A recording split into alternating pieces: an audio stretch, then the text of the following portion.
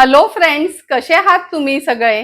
पापलेट तर आपण नेहमीच खात असतो, पण आज मी तुम्हाला पापलेट म्हणजेच एकदम मोठा पापलेट, त्याला आम्ही कलेट किंवा खापरी पापलेट असं म्हणतो, तो फ्राय कसा करायचा ही रेसिपी दाखवणार आहे।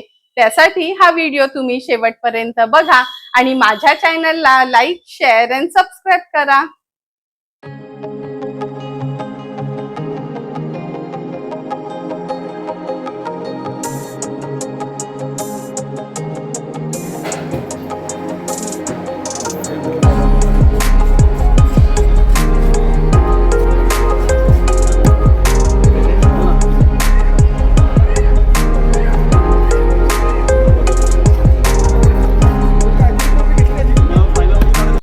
पापलेट तर आपण नेहमीच खात असतो, पण आज मी तुम्हाला खापरी पापलेट किंवा कलेट कसं फ्राय करायचं ही रेसिपी दाखवणार आहे।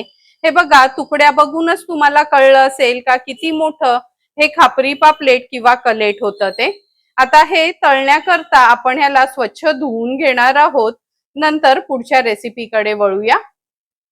दोन्ही खापरी पापलेट किंवा कलेट आपण स्वच्छ धुवून घेतले आहेत।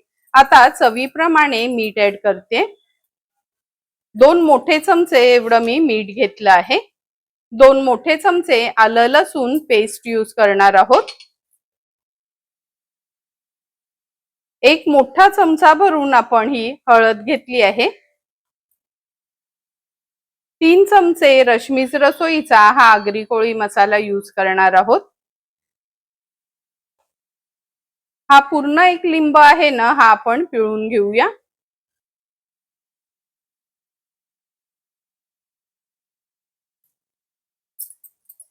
पूर्ण 1 लिंब आपण पिळून घेतला आहे।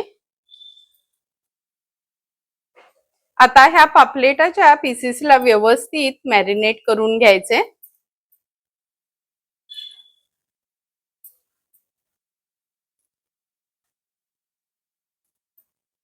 दोन्ही हे कलेटचे पीसेस जे आपण करून घेतले त्याला व्यवस्थित मॅरिनेट केला आहे। आता 10 मिनिटाकरता असंच आपण रेस्ट करायला ठेवूया। 10 मिनिटं झाले आहेत। हे बघा, पापलेटला पण व्यवस्थित मसाला लागला गेलाय। आता पापलेटच्या तुकड्या कोट करण्याकरता आपण अर्धा वाटी तांदळाचं पीठ आणि अर्धा वाटी रवा घेतला आहे। व्यवस्थित मिक्स करून घेते। तुम्हाला हवं असेल तर ह्या कोटिंग मध्ये तुम्ही थोडंसं हळद आणि मसाला घालू शकता, पण मी मच्छीलाच व्यवस्थित कोट करून घेते म्हणून ह्या कोटिंग मध्ये अजिबात मसाला घालत नाही। कलेट फ्राय करण्यासाठी आपण गॅसवर हा तवा ठेवला आहे। 3 ते 4 टेबलस्पून एवढं तेल घेणार आहोत। आता ही जी कोटिंग आपण तयार करून घेतली ह्याच्यामध्ये एक एक करून हे पापलेटाचे तुकडे किंवा कलेटाचे पीसेस आहेत ना, ते कोट करून घ्यायचे आहेत आणि लगेचच ह्या तुकड्या मी तेलावर सोडते।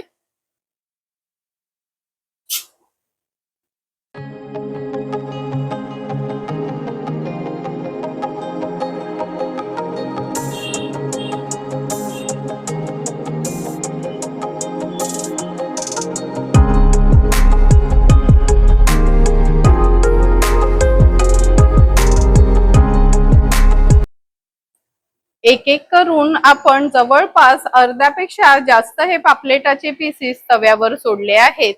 हा उरलेला पापलेट आहे ना, मी संध्याकाळी तळणार आहे। आता गरज आहे तेवढाच तळला आहे। मॅरिनेट करून मच्छी ठेवली ना का आपण ही फ्रीजर मध्ये पण ठेवू शकतो, म्हणजे जवळपास 10-15 दिवस अगदी व्यवस्थित ही मॅरिनेट केलेली मच्छी राहते आणि आपल्याला जेव्हा हवंय तेव्हा आपण रूम टेम्परेचरला काढून ही फ्राय करू शकतो। 2 मिनिटं झाली आहेत। आपण ही मच्छी लो टू मीडियम फ्लेम वर तव्यात तळत ठेवली होती। आता गॅसची फ्लेम हाय ठेवते आणि अगदी मिनिट भरासाठीच हाय फ्लेम वर एक बाजू व्यवस्थित आपण शेकून घेणार आहोत। मिनिट भर झाला आहे। आता एक एक करून ह्या तुकड्या आपण पलटून घेऊया।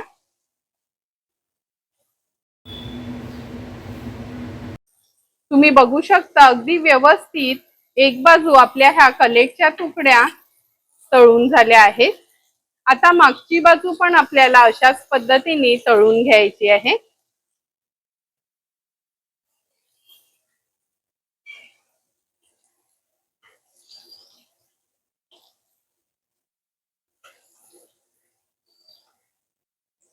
आता आणखीन 1-2 मिनिटाकरता मीडियम फ्लेमवर ही मागची बाजू तुकड्यांची आपण तळून घेणार आहोत.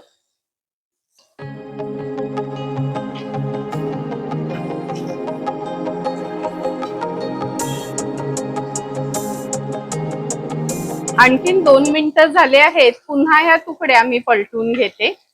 पलटून झाल्यानं का तव्याच्या साईडला अशा करून घ्यायच्या, म्हणजे जे पण एक्स्ट्राचं तेल आहे ना ते मधोमध येतं आणि तुकडी खाताना अजिबात तेलकट लागत नाही. हे बघा, अगदी कमी तेलावर पण डोक्याची बाजू पण व्यवस्थित आपली तळून झाली आहे.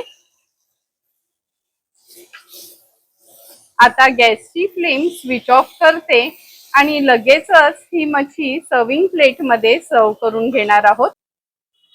सुंदर असा तयार झालेला हा कलेट फ्राय आपण ह्या सर्विंग प्लेटमध्ये सर्व करून घेणार आहोत.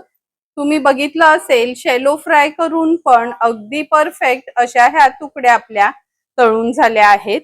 तुम्ही हे कलेट फ्राय तोंडी लावण्याकरता किंवा असंच नुसतं खायचं असेल तरी पण यूज करू शकता.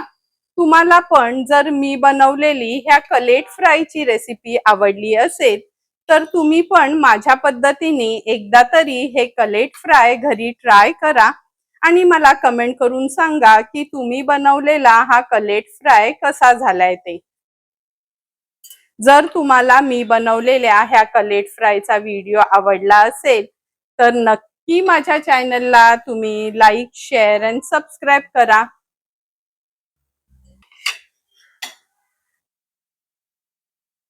Thank you for watching my video.